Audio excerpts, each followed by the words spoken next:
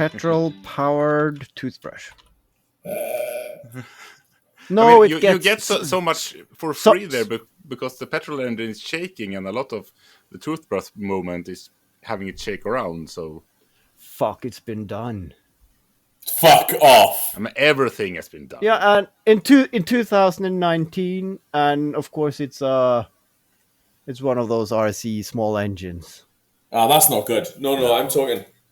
Unless it's over 30cc, mate, I don't count it. Yeah, that's a toddler's toothbrush. You need something proper and not for a man. A lady's toothbrush. Get a big old MS880 engine. Fuck, they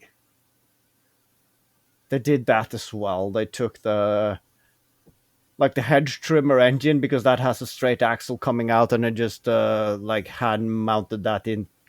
They actually anally rammed a electric toothbrush with that. So yeah, maybe that's not on my list anyway. I mean, if it's done before. I'll get thinking. There's got to be. How can you up them? There must be something you can do. Yeah, but then again, I think I said yesterday that, I mean, if it can be two-stroke, it should. And I'm thinking about getting a T-shirt just saying that, because I'd buy one. Yeah, and I mean, that can be a series in itself, because if you are in doubt, just two-stroke something. Well, my general, like cheers, like when you cheers with a drink or something. Yeah. My general cheers is to two-stroke and pussy. Live by one, die by the other. Love the smell of both.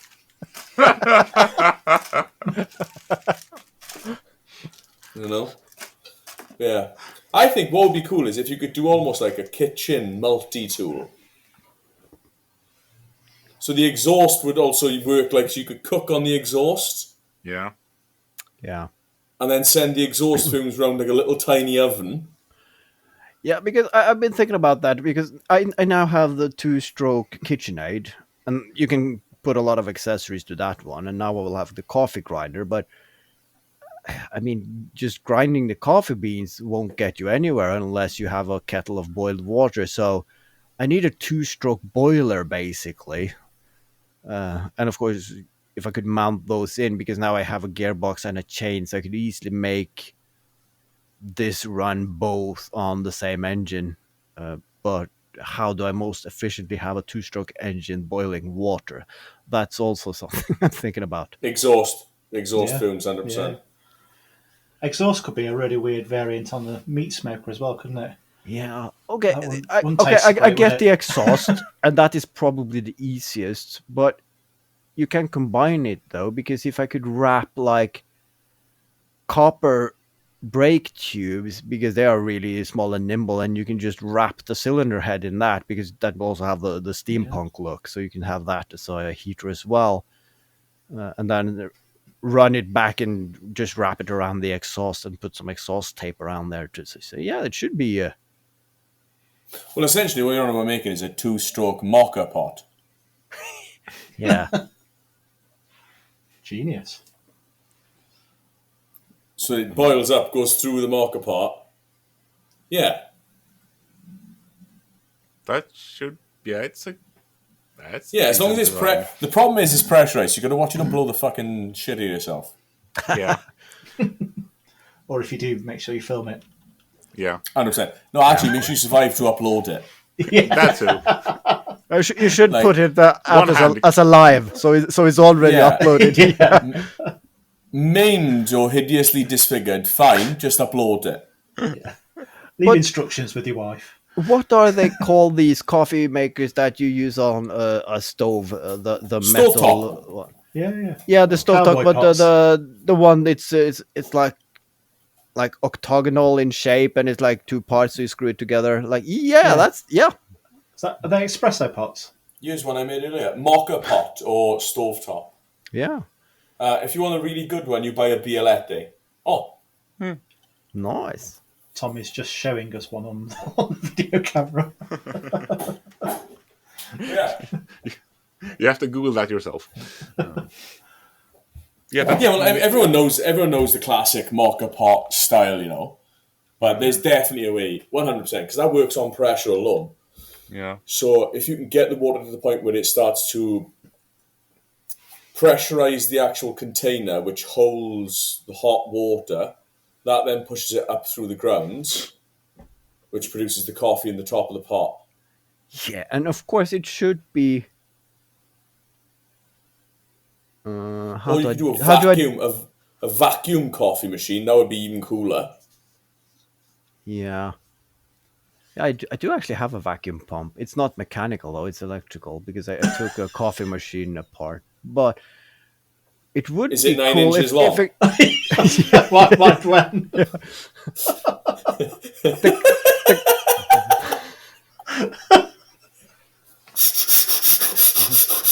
I'll be there now. No, he said it was electrical. Not long now. But I just realized now I have to build a clutch as well because you should run the two-stroke engine like on max rev until you have enough hot water to fill the tabletop, cooktop, whatever you call it.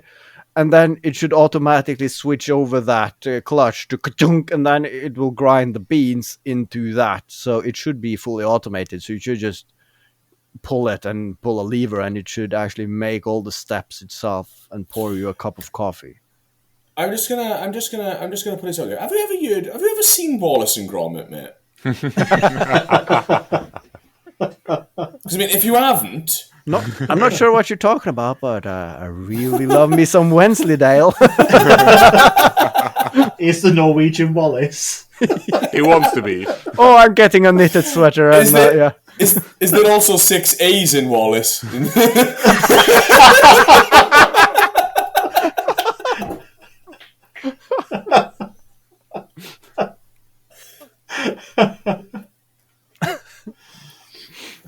I'm slowly trying to count out all the names that Tim has given you. I mean, it's Henrietta.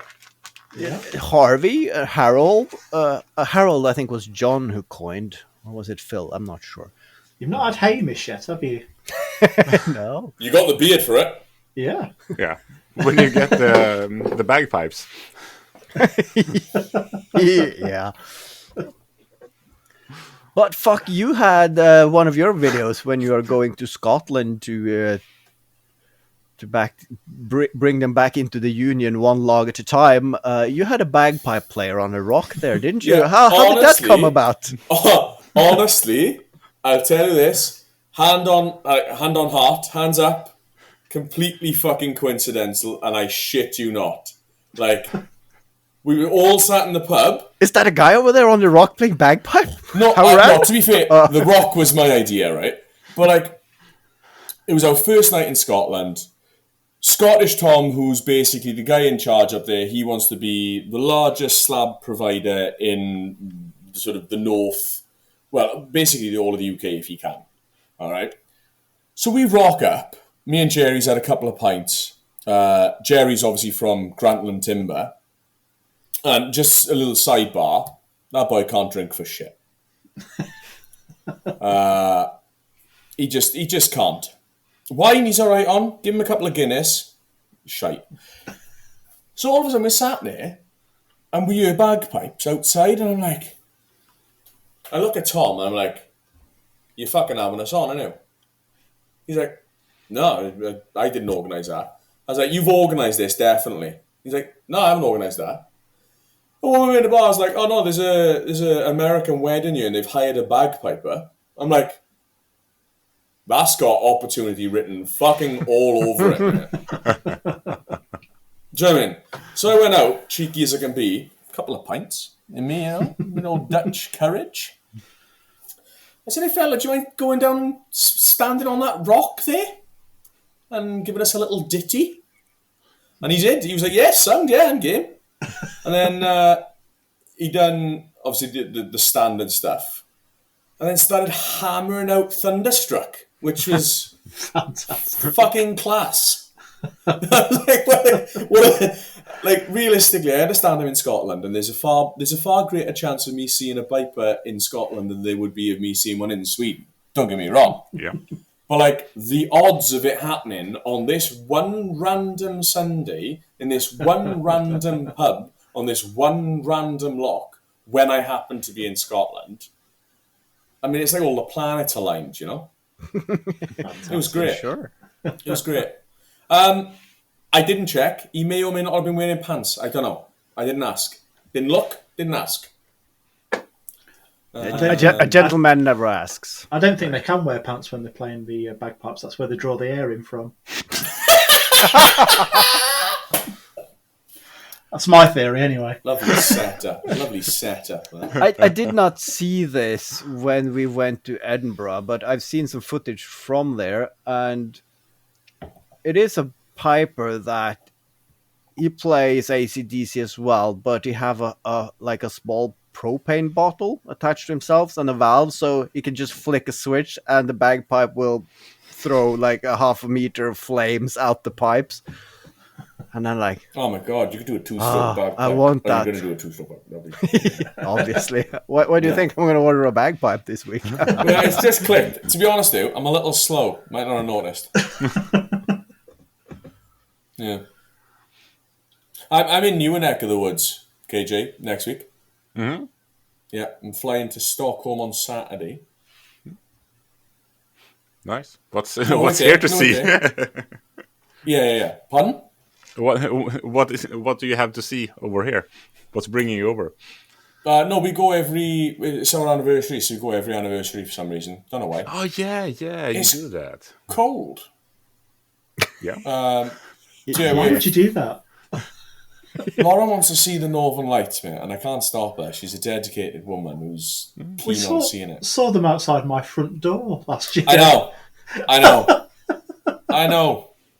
Well, We're not driving this time though. Last time we came in, we went to Stockholm, then drove to Kiruna. That's a bit much. Yeah, so it was a long way. Yeah, that's a respectable drive. It was nice though. It was like we done it over the course of a couple of days. But this time we were going to fly up and then get a sleeper train back down. Yeah, that's. And I might even squeeze in a little bit of sawmilling, but I haven't told the wife yet. So when's this podcast come out? Saturday. Just so I know. So we're on a plane. This is a half This one's Tuesday, actually. Yeah. We're on a plane. Yeah. We're sound. We're done. Are you going to squeeze in a little visit to KJ's workshop as well? Well, whereabouts are you actually? Just a bit south of Stockholm, like half an hour or something like that. Yeah, I could do actually, because we're staying in Stockholm for a couple of nights actually, and then we're going over to on the way back down. Then we're going to Örebro. Yeah, Örebro. Yeah. Örebro. Yeah, Are you staying there? In Örebro? Yeah. Yeah. Yeah, because they have like a castle on the river where we actually can stay as well, but it's a nice area to walk around. Yeah. I'm going to go see Andreas from. He's one of the sawmilling guys. He's team Sweden. So. Yeah, I'm going to go see him. I have told Lauren. She didn't seem keen. Not that she doesn't like him. She just apparently when we go away for our anniversary, she doesn't want me sawmilling. That's inconsiderate. I don't know, we're not. Yeah. I mean, she's got books, you know. Yeah. She not got Swedish friends. No, man. No. I've tried to make her. You know, you can have some if she wants. I'll find them. Do you know what I mean? Send her off to KJ's workshop. Yeah, no. I can't wait for that. Isn't it warmer now though than it was last year? Yeah, It was it's a colder lot. last year. Yeah, Yeah. it's a lot warmer. At least it's been so far. What are you milling in Sweden? Is it just pine there, or? No, there's loads of stuff. Yeah. Loads of good stuff. So usually, last time I went to Andreas's, there was some birch we were doing, but he'll do basically anything. He loves elm. He loves elm. Yeah. And everyone loves elm. Like it's It's like oak, but like 3 times better. No. I've not not worked like with it. I've got a piece of elm burr or burl, however you pronounce it, behind me that John Mason sent me, but I've not dared cut into it yet. Yeah, it's banging. I got a piece. I got a piece that's come down from Scotland. My mate put it in the back of his car. The tree surgeon guy I know, and it's 24 inches by 24 inches by about 18 to 20 inches tall. So it's like a big chunk. But I've put off cutting it because I don't know what to cut into. You know, it's like Yeah. I have this piece of wood, and I have the ability to cut it. But I know as soon as I cut it, I'm probably going to want to cut it a different size. Yeah. So if I just push off cutting it for as long as possible, it'll just sit there and rot. But yeah, essentially, I think one of my mates wants it for guitar tops. So I'll do him a couple of book match guitar tops, and then maybe it's too small for me really. I like big stuff. It's a sad story though in a couple of ways because I almost got a chainsaw mill last summer out of necessity because some friends of my wife's family they said, well, we have taken down a lot of oak on our property because we're cleaning up, and if you want it, you can come and get it.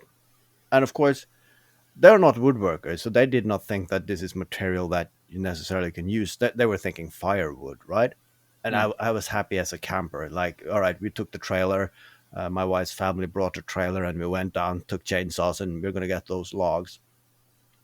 What they did not mention, or what I did not pick up on, they haven't put those trees down that year. They have been lying in a pile in the wood on the ground for a few years. So they were rotten and useless for other than dried up firewood. So I'm glad they were oak, oak, yeah. So and it wasn't just the outside rotten. The inside would have been good, no? yeah, no, there was. I mean, it wasn't big logs, but the good thing was it is. This is on a very windy place, right up until the seaside. So they have been growing slowly. They're not like big and tall, but they were dense. So I was like, this is good, but no. So I'm glad I did not buy that chainsaw mill before we went there, and I realized this is not useful for any project, basically. So yeah, we brought them home and chopped them up and had some firewood. Once we've stopped recording, I'll give you a Tom Jones top tip that I can't make public, but I'll tell you guys. Looking forward to it. All tip, baby. No, what you do is you just pile up the wood you want, and then contact a sawmill dealer and ask for a demonstration, mate. I'm really interested in getting into sawmilling. I just want to know if you guys saw us up to the crack of it. You know, can you come out, maybe do a couple of boards off this log, see what it works like in oak, see what it works like in ash. Yeah, no worries. And then never email them back again. Yeah. But of course, a chainsaw mill, that is something I can see you having a use for at some point. But also, I think it's 2 summers ago, my uncle, he had to upgrade his old cabin, and it's by a lake. Sorry. No worries. Law, the dogs are barking, love. The dogs are barking, love. There's food here, okay. But they're barking. This is where we put in who let the dogs out. 2 seconds. Leave them out. I want to leave them out. Play with the fucking traffic. What's your order? And that was not Dave, the one-eyed dog. Lauren. It was Lauren ordering us. She ordered us fried chicken. Oh, nice. So that was the delivery driver. God, sorry, I wanted I wanted a sandwich now, but yeah, that's pale in comparison. Yeah, my uncle 2 summers ago, he had to do a lot of work on his cabin, and it was like into the mountain somewhere, and there is a lot of trees. So like, why don't I just buy one of these bandsaw sawmills that's an integrated trailer. So he bought that and put that on his little boat and got it over the lake, and then he milled all his old lumber to redo his cabin, and now it's just, I don't really have the use for it anymore, but it's nice to have. So I'm thinking, should I make him an offer he can't refuse? Like, if you give me a good price, I can go there and get it, so you don't have to get it back over the lake, because that's should be a decent challenge. So yeah, but then again, I don't have any place to store it though, and as you now said, it's a gateway drug, so I can't do any more drugs. Once you get started, you will not.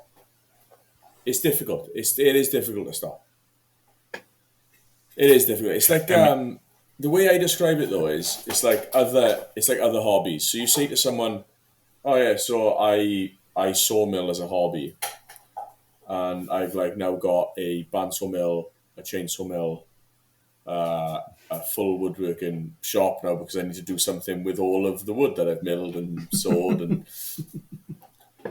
like they say, oh well, that must have cost you a fortune." And you go, yeah, it's not too bad. And then you go, well, so what do you do? What do you like to do? And they're like, oh yeah, I play golf. And I'm like, yes, okay. So how much does your fucking golf membership to the course cost? Like, oh yeah, like fucking $2,000. I'm like, and that's every year. Yeah, that's every year. And how much do your golf bats or whatever they're called cost you? £1,000 each easily. I'm guessing. And I'm like, ridiculous. And you just go and twat a ball about some grass. Like, I'm like, fine. Do you know what I mean? Absolutely fine. Like the whole point of a hobby. The killer is when like people think like the average spend like per year for a hobby is like £800. That is not sawmilling. I will tell you that now, right up front, cards on the table. I did see a video clip there where someone said the average money spent on a hobby is like what you said, and that they just cut the scene to a lot of different makers, like just standing in their workshop very quietly, not saying anything. Well, that's the long running joke in my house is like, if I die, I'm not scared about what's going to happen to the house. I'm not, that's all sorted. I'm not scared about what's going to happen to the business. That's all sorted. What I'm actually scared about is my wife's going to sell all of the tools that I bought for what I told her I fucking paid for them. Yeah. I mean, that's the long-standing joke, you know. Yeah. But I felt I had a brilliant way of using that, because my wife a couple of weeks ago, her old hairdryer is singing on its last verse, and she really wanted a new fancy one from Dyson, and it's expensive. And she has been talking to a friend who has it, and yeah, you should get it. Yeah, but it costs a lot of money. And then she came to me, and like, I just asked her, do you want me to settle it for you? Yeah, please. I bought a track saw for about £100 more than you are going to pay for that one, and I've used it 2 times in the last 3 years.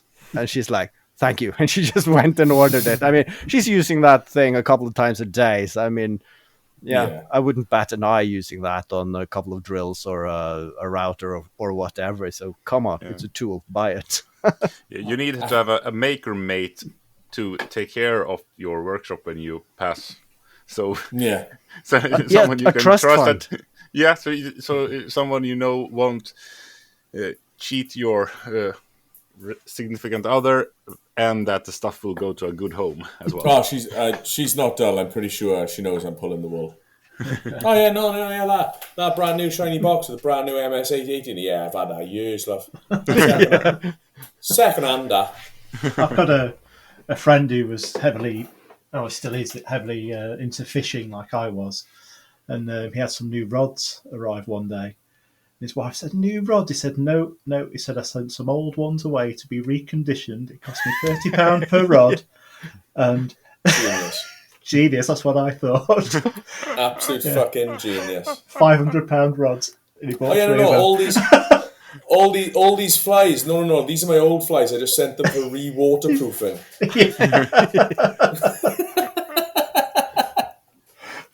That's one thing you don't know about me. I'm a avid fly fisherman. Are you really? Yeah, I haven't been for a long time. I used to tie my own flies and all that nonsense. There you go. Bit of Tom Jones trivia you didn't know. I've done a bit of... He's just become even more boring. Next time you tell me he plays dominoes. You do, don't you? No, backgammon. Every Wednesday night in the pub. Bowls. Well, you say that. I did have a membership of the Harlequins Bowls Club with my uncle when I was younger, but I used to get really Crown Green bowling. Yeah, like bowls, like Jesus, yeah. What do you mean, oh Jesus? I was a fucking kiddie, man. That is a proper old man thing. I had the stance and everything. I really enjoyed it. I think the problem was it was too slow. It was a slow game. Yeah, and I wanted something. Well, I went from bowls to rugby, so I mean, have that as you will. Like, I wanted more intense. Yeah, I wanted more guts and blood and. Don't get me wrong. There were a couple of old guys that keel over if it was too hot playing bowls, man, and that was pretty. That's pretty bad, I think the injury rate might be higher. Actually, bowls, maybe not the injury rate, but the fatality rate is definitely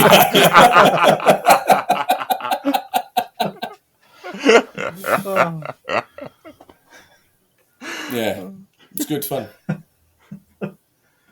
Yeah, if you can have a mentor in bowls, you've really got to be a quick learner, haven't you? Yeah. Well, my uncle used to play for Harlequins, and then he went up to like the Wales division or something, and then his neck went on him the same as my dad's gone. So I'm looking forward to the neck thing because that's definitely going to hang around. It's like a family thing. So yeah, his neck went, and he stopped playing bowls then for a while, but I think he's just starting to get back into it now. But I was always an outdoor bowler. I'd never bowl indoors. I can't do indoor bowling.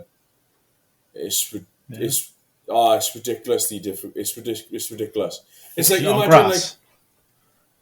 So you imagine now it's the difference between like playing darts inside and playing darts outside in a breeze. Right. So like when you bowl outside, the green is a lot more forgiving. It's a bit, you can throw a bit heavier because it'll go a bit slower because it's natural grass. Whereas when you're in indoor bowls, it's like it's like a snooker table, and like you accidentally throw a little bit too hard and it's fucked off into another dimension essentially. It's like, oh yep, okay, yeah, so I'm just throwing that in. Marvelous. Yeah. Shit, I'm a boring guy, ain't I? Fuck! A little bit. You heard it here first. Yeah, you've made me feel younger, Tom. Thank you. Fly fishing, bowls, Jesus, wept. Done a bit of fly fishing myself. I've only got an old 1950s fiberglass rod, which is fun to use for fly fishing. It's pretty cool. I've got a porch. I've got one poaching rod left. Mm-hmm. Not that I do any poaching. It's just called a poaching rod. It's just like a three. It's a three-piece. Yeah, it's a three-piece. Yeah. So it folds. It's like this big. You can't see on the camera. About 2 foot. Yeah, about 2 foot. And that's pretty nice. That's an Airflow. Have you heard of Airflow? Yeah. They literally made. Yeah, they literally made 25 minutes from my house. Oh, okay. Yeah. Nice. But yeah, I haven't been for so long. I just, yeah. Yeah, he's got time. Yeah, well, I'm getting old, Glenn. I got bigger fish to fry, ironically, than fishing. So,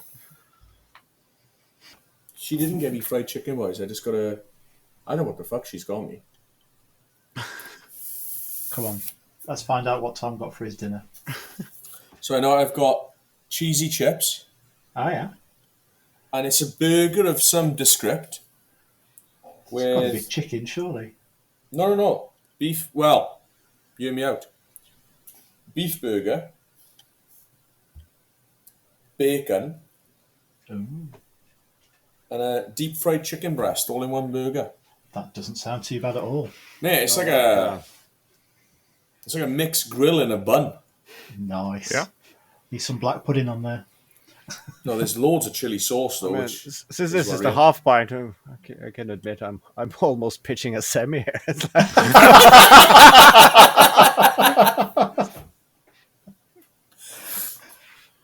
Yeah. That's thrown me right off my food, I'm not gonna lie. It's funny, I just got more hungry. Really wet your whistle.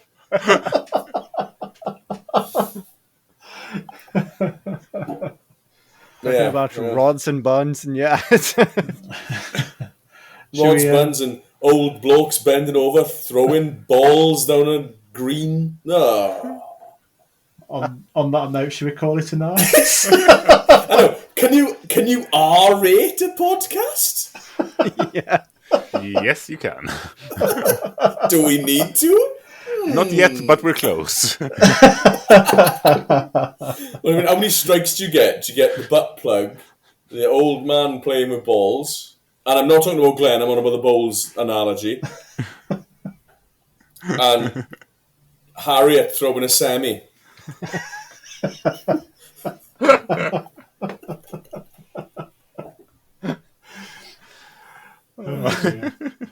Yeah, that seems like a good place. Three's a charm. Yeah, because I don't know where to go from here.